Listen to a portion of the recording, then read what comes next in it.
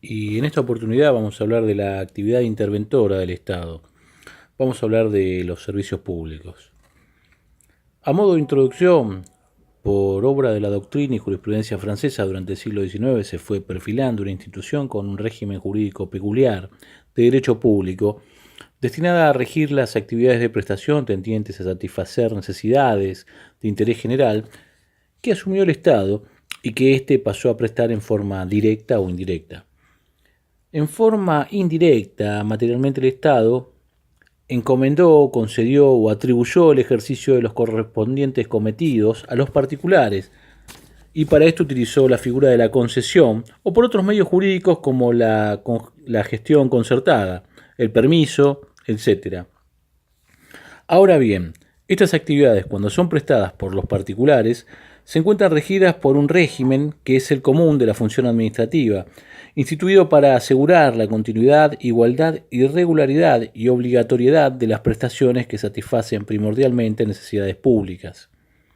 El particular, colaborador de la administración pública, se halla sujeto a potestades de ésta, y especialmente a la fiscalización o control de la actividad que presta, sin perjuicio de lo cual también suele recibir, por alguna de las técnicas de transferencia, siempre que la función sea delegable o transferible por su naturaleza, determinados poderes públicos que pertenecen al iure propio de la administración.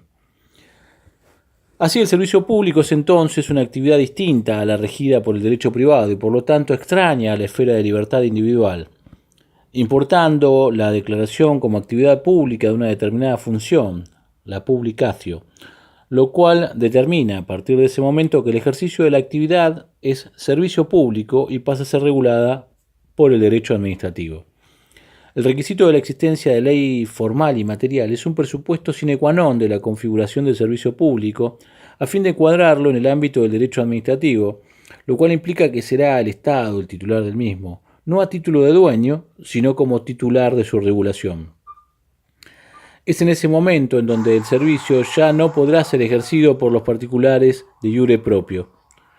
Por otro lado, el denominado servicio público impropio o virtual es aquel que surge por extensión, carente de la publicatio, situación que conduce a prescindir del sistema de la concesión o permiso como presupuesto del otorgamiento del derecho a ejercerlo, para sustituirlo por la autorización.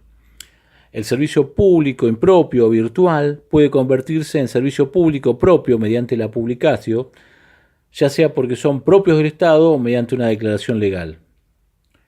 El servicio público propio es el que presta el Estado, y en esto debemos detenernos, directamente o por concesionarios, que es en forma indirecta, y el servicio público impropio es aquel que tiene de común con el propio la satisfacción más o menos continua de necesidades colectivas, pero no es el Estado quien lo presta ni lo concede, sino que tan solo lo reglamenta. Por ejemplo, el servicio de farmacia, taxis, alquiler, etc. Motivo por el cual, cuando nos referimos al servicio público, hablamos del servicio público propio. La idea objetiva del servicio público propio se combina con dos aspectos complementarios que permiten configurarlo. Primero, la declaración legislativa que una actividad de prestación configura un servicio público, la referida publicatio, y las notas que perfilan los caracteres de su régimen jurídico: la regularidad, la continuidad, la igualdad, la obligatoriedad y la existencia de prerrogativas de poder público. Los caracteres de su régimen jurídico consisten en una prestación obligatoria y concreta de naturaleza económico-social que satisface una necesidad básica y directa del ciudadano, por ejemplo, el servicio de correos, de transporte o la electricidad, entre muchos otros. A esta altura ya podemos referir una noción un poco más compleja de qué se entiende por servicio público. Y en este sentido vamos a decir que es la actividad administrativa desarrollada por el Estado en forma directa o indirecta, que tiene por finalidad satisfacer necesidades individuales y de importancia colectiva mediante prestaciones periódicas y sistemáticas que constituyen el objeto esencial de concreta relación jurídica con los usuarios y los demás administrados, y asegurado por normas y principios que otorgan prerrogativas de derecho público a quien la cumple para posibilitar la mejor satisfacción de las necesidades colectivas. Hablemos ahora de los elementos del servicio público. El primero de ellos es la prestación de la administración. El común denominador de esta actividad es el servicio público. La prestación tiene por objeto proporcionar utilidad a los particulares y por ella el usuario efectúa una retribución, esto es el pago de una determinada tasa. Debe tratarse de una prestación de actividades o de bienes, pero no de dinero. El dinero por definición es un medio de pago, en sí mismo no satisface ninguna necesidad per se. El segundo elemento es la prestación en forma directa o indirecta del interés público. Si se hace en forma indirecta, la prestación se lleva a cabo a través de los propios administrados.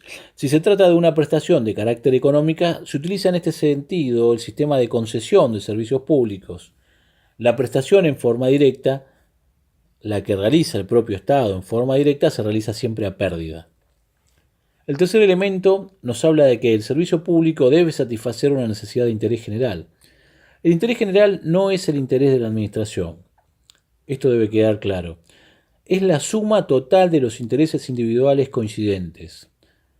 A modo de ejemplo, hay un interés general de que se preste el servicio de transporte, de agua, de gas, de electricidad, porque cada individuo de la mayoría de los habitantes tiene interés personal en trasladarse, por ejemplo. El cuarto de los elementos es la titularidad del servicio público. Se encuentra a cargo del Estado, la cual es intransferible, solamente es delegable la ejecutabilidad del mismo.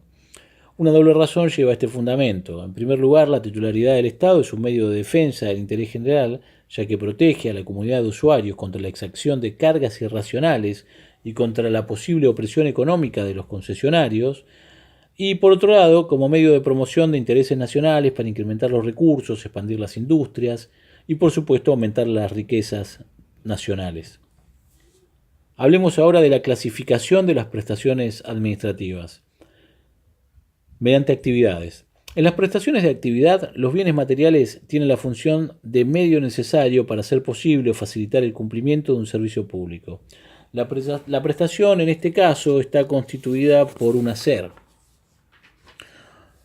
ya sea una actividad jurídica, por ejemplo, la obligación de emitir un certificado de dominio, o una actividad material, por ejemplo, una obligación en cabeza del Estado de orden asistencial.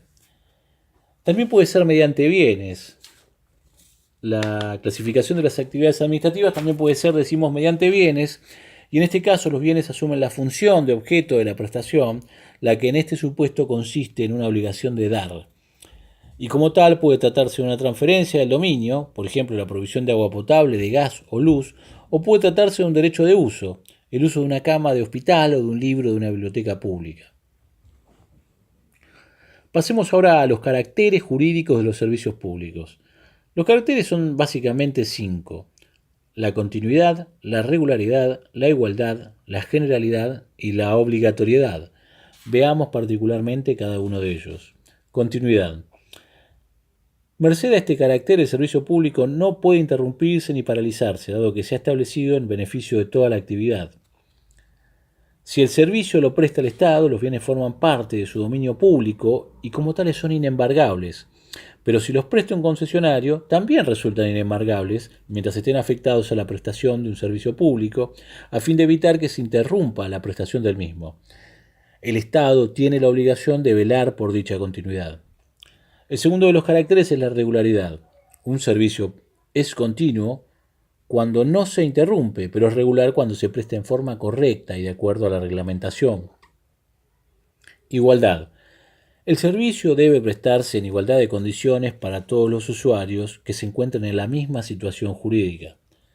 Pueden existir categorías, pero manteniéndose el plano de igualdad de todos aquellos que se encuentran, como decimos, en la misma situación jurídica. Generalidad. Otro carácter es la generalidad. Tiene carácter general porque es para todos y no para un grupo en especial. Es decir, no pueden negarse las prestaciones a quienes las solicita, si el sujeto se encuentra en condiciones reglamentarias. Y por último, el quinto de los caracteres es la obligatoriedad. El servicio público debe ser prestado, debiendo ser sancionada su falta de prestación. Hablemos ahora de la clasificación de los servicios públicos. Por la titularidad del servicio, los servicios públicos pueden ser nacionales, provinciales y municipales. Y también pueden ser brindados por el Estado o por un concesionario. En función de la necesidad de su prestación, pueden ser necesarios o voluntarios, y también obligatorios o facultativos. Por el carácter de su prestación pueden ser esenciales o secundarios. Por la forma de su ejercicio pueden ser en concurrencia, con competencia o mediante un monopolio. Por razón de su utilidad, de su utilización, podrá ser necesaria, es en aquel supuesto en que el usuario lo tiene que usar forzosamente, tiene que servirse de él, por ejemplo, la educación primaria o el servicio de agua una vez establecido, o facultativo, por ejemplo, el transporte de pasajeros, el cual puede o no ser usado por el ciudadano. Y por último, por el carácter de la necesidad. Como tal, puede ser permanente o accidental. A modo de revisión, régimen jurídico del servicio público. A modo de revisión digamos que primordialmente se aplica un régimen de derecho público. Se encuentra alcanzado por los caracteres nombrados, que son la continuidad, regularidad, igualdad, generalidad y obligatoriedad. Los bienes afectados al servicio público son de dominio público, con todos sus efectos. Hay un derecho a percibir tasas o las tarifas fijadas en función del costo del servicio. La naturaleza de las mismas tiene naturaleza reglamentaria y no contractual. El servicio público se encuentra alcanzado por la jurisdicción contenciosa administrativa. Y en el último de los aspectos hablaremos de la determinación de los servicios públicos. En principio, la determinación de si una actividad constituye o no un servicio público debe hacerse por ley, en forma explícita o implícita. En algunos casos, la propia Constitución establece expresamente que el Congreso debe legislar al respecto, así como la determinación de que sea suprimido un servicio público es una decisión del Estado. No olvidar que la competencia para crear un servicio público es siempre local.